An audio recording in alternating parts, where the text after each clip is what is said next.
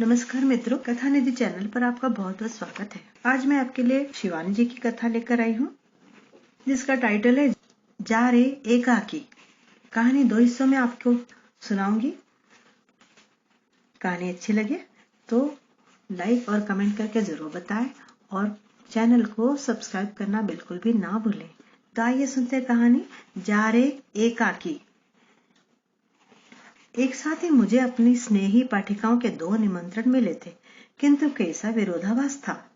एक और समृद्ध क्लब के दर्शनीय लॉन में कतारबद्ध भव्य गाड़ियों से उतरती महिमामयी महिलाओं के हवा में फहराते चंदेरी कोटा और चिकन के दामी आंचल और आंचल से उठती सुगंधी की मदिर लपटे, रंगीन निश्चिंत कह के बीच परिवेशन में दक्ष बैरे हाथ बांधे इधर उधर घूम रहे थे। दीवारों पर लगी एक संगमरमरी शिला की ओर दृष्टि स्वतः ही उठ गई। छोटी सी शिला पर क्लब की संरक्षिकाओं के नाम खुदे थे और उनके बीच तो शायद अवध की पूरी ताल्लुकेदारी ही आकर बिखर गई थी। देखते ही देखते दूधिया धुली चांदनी पर इंद्र सभा उतर आई थी। रंगीन लाल चमकती कार चोबी की टोपियां कव्वाली में झूमने लगी। अनभ्यस्त हाथों की संगत के बीच सहसा घुंघरू खनके और नृत्य संगीत के अबीर गुलाल से दिशाएं रंग गई। दूसरा निमंत्रण आया था एक विचित्र खेमे से। मैं वहां पहुंची तो लौह कपाट मुंदे हुए थे। भयावह आकृति के 2 मुछंदर सिपाहियों ने मुझे संदिग्ध दृष्टि से देखा, पर मैं तो अपने उस विचित्र परिवेश को देख रही थी। क्या यह सचमुच लखनऊ था? दूर दूर तक फैले बियाबान अरण्य को एक टिट्टिब अपनी बेमौसमी चित्कार से चीरता सन्न से निकल गया और मैं सहम कर थम गई। आज भी मैं अतिथि थी, किंतु कैसी अनोखी बस्ती की। वहां का उन्मुक्त आकाश भी शायद उन अभिशप्त बंदिनियों के तप्त निश्वास से मटमैला पड़ रहा था। पेड़ थे किंतु पत्तियां थी पीली, बीमार और मुरझाई।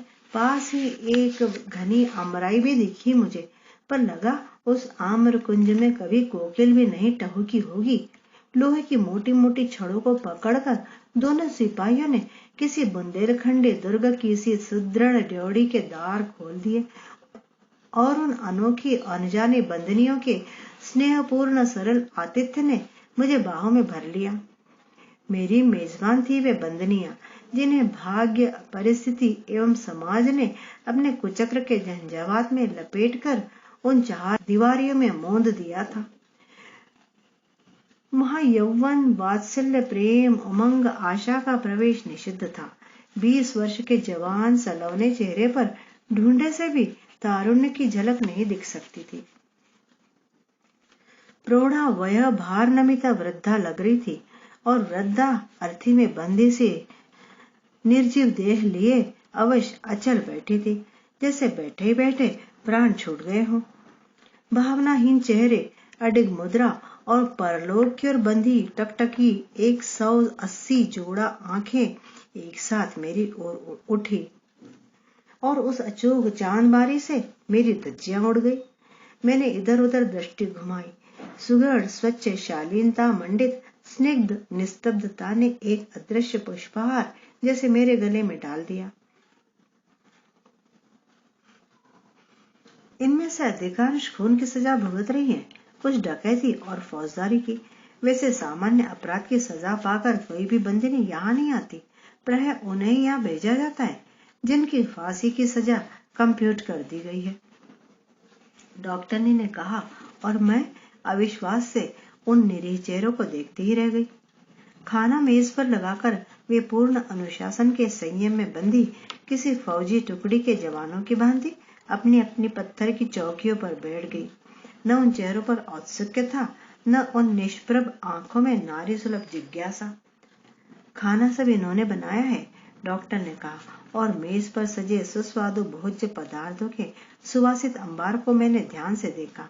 क्या यह संभव था कि जिन्होंने गंडासे से न जाने कितने नरमिंडों की कुट्टी सी काट दी थी, उन्हीं के पति हंता हाथों ने ऐसे सुस्वादु देव दुर्लभ भोजन में रस घोला होगा?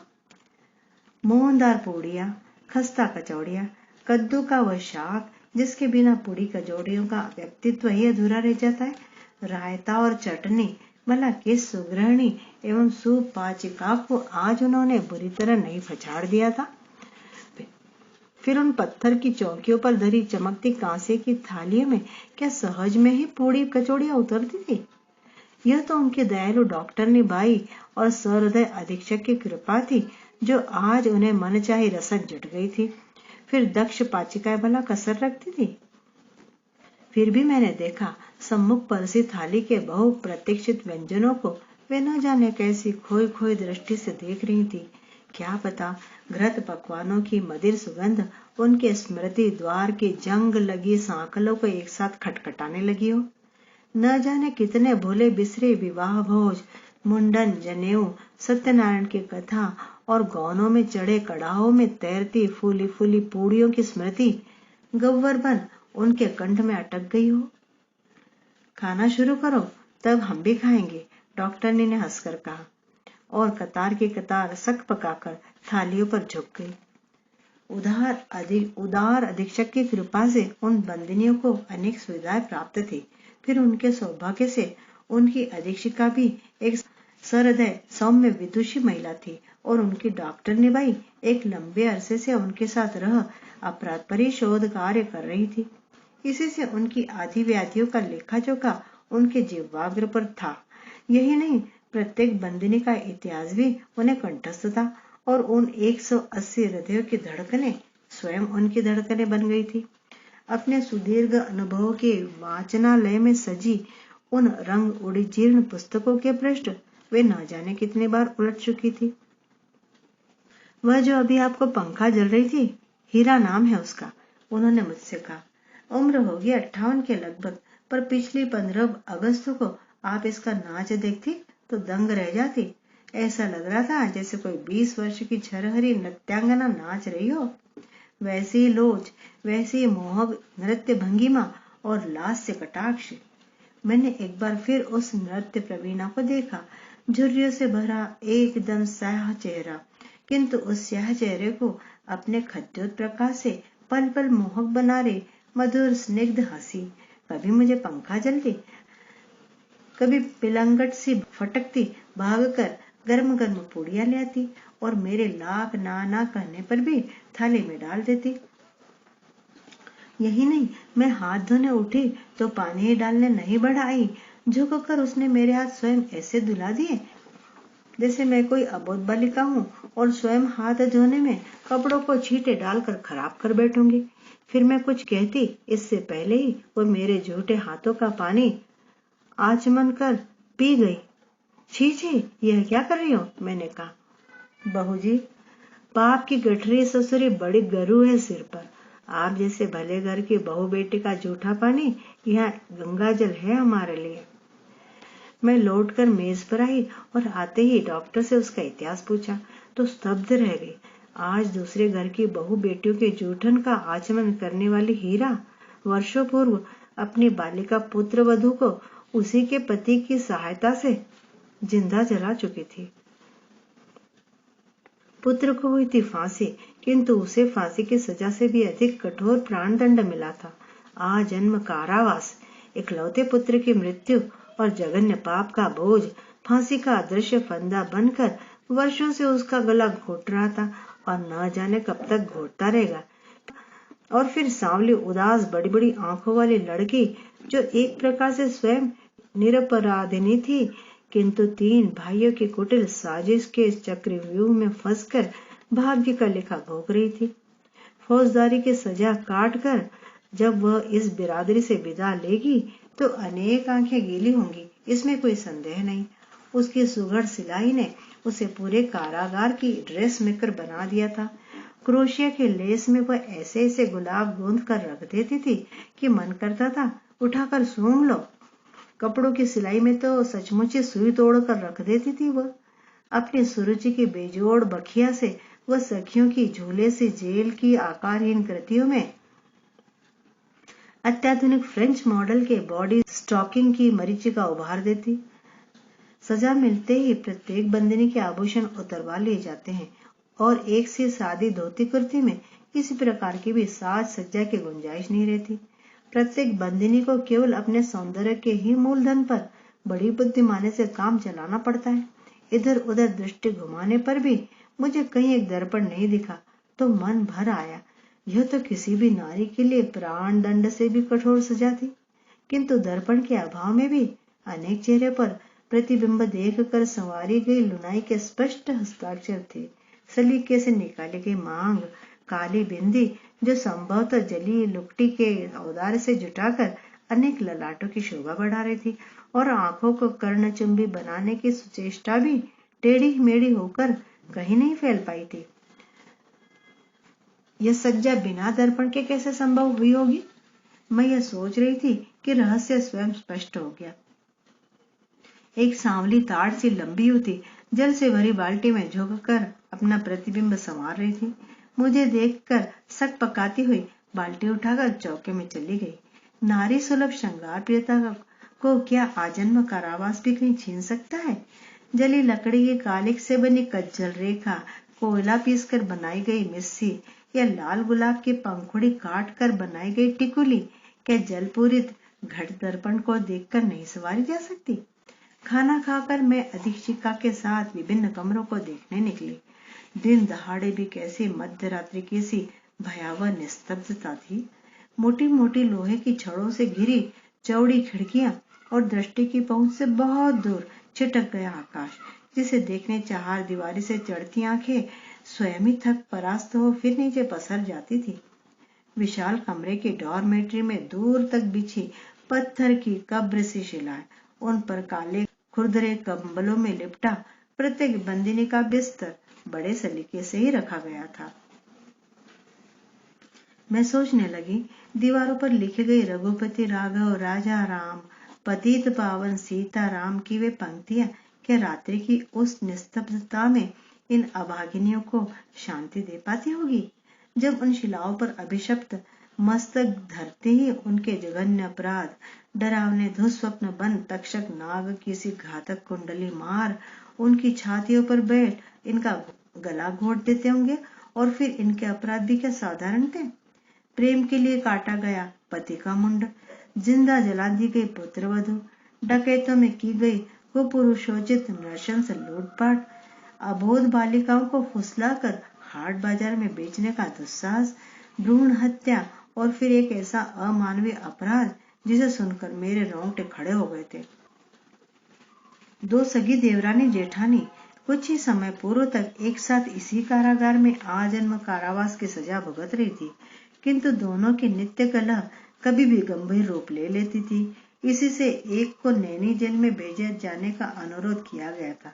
यदि ऐसा न किया जाता तो यह संभव था कि अवसर पाते ही उनमें से कोई भी एक बार फिर हत्या में सधे अपने हाथ का चमत्कार दिखा सकती थी। अब जेठानी का स्थानांतरण कर दिया गया था।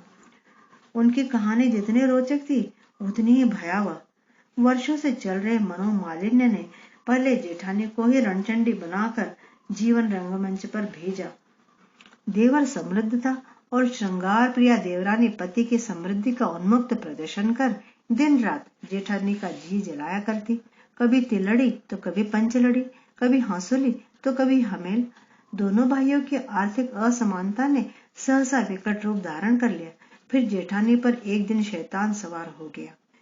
जिस गर्दन पर हुलसती पंचलड़ी का देवरानी को इतना गुमान था, क्यों न उस गर्दन को ही साफ कर दिया जाए। बांस और बांसुरी को एक साथ साफ करने के दुष्परिणाम की उसे चिंता नहीं थी। देवरानी की नृशंस हत्या के अपराध में जेठानी को मिला प्राणदंड, किंतु गोद के दूध पीते शिशु को देखकर ही फांसी का फंदा खींच लिया गया।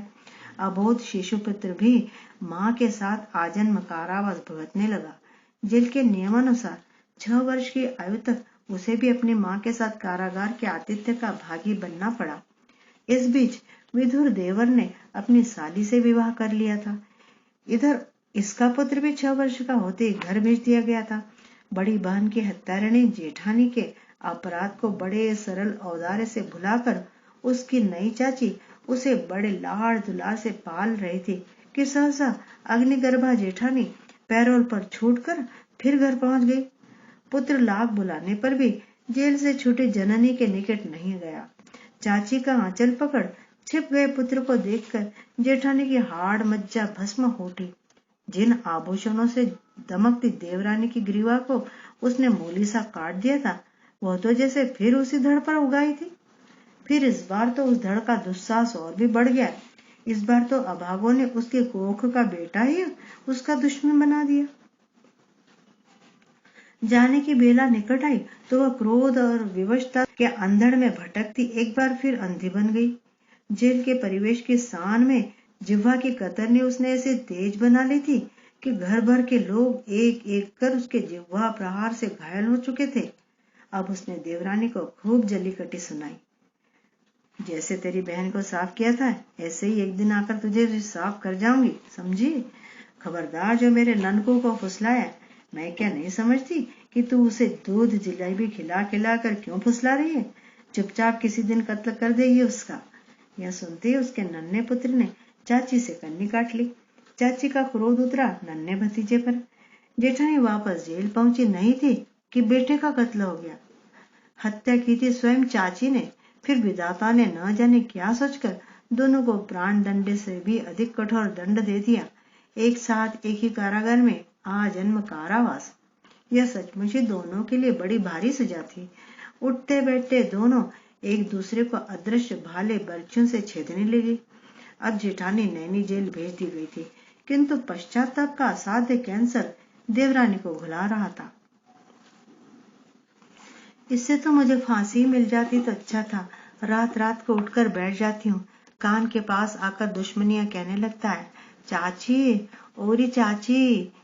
सुना, जिस कमरे में उसने बालक के नृशंस हत्या की थी वहां इतना अंधेरा था कि दिन में भी पुलिस ने मशाल जलाकर लाश के टुकड़े बरामद किए थे।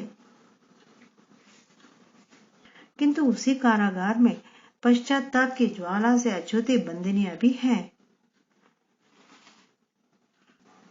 तो मित्रों, कहानी का बचा हुआ हिस्सा मैं आपके समक्ष फिर लेकर आऊंगी। तब तक के लिए बाय बाय। जल्दी ही मिलती हूँ।